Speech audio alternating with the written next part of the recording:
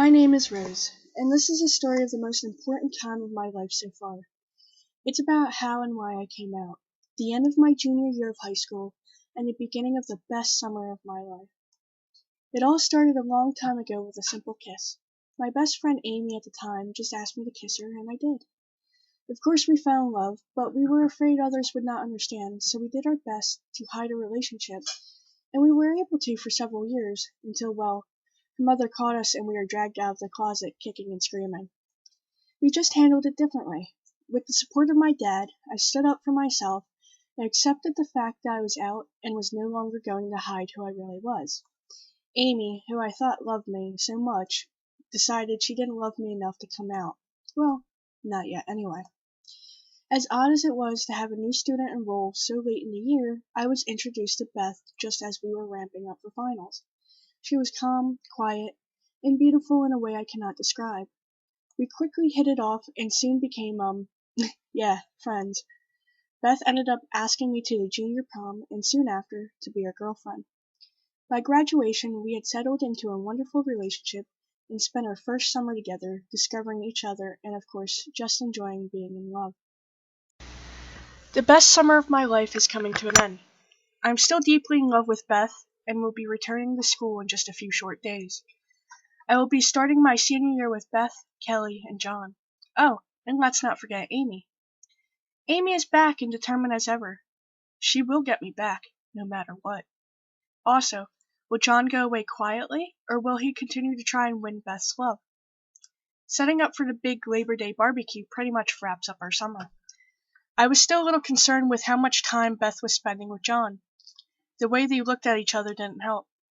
On top of that, Amy was suddenly thrusted back in my life, and believe it or not, we soon became friends again. Beth had hurt me on Labor Day, but I loved her, and only wanted what anyone would, just to be loved. So I forgave her, and promised not to be a fool. Well, at homecoming, she made a fool out of me big time, and I soon took comfort in the arms of Amy.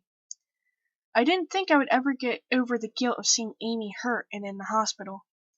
The head cheerleader attacked her in the locker room, and I'd sent her in there.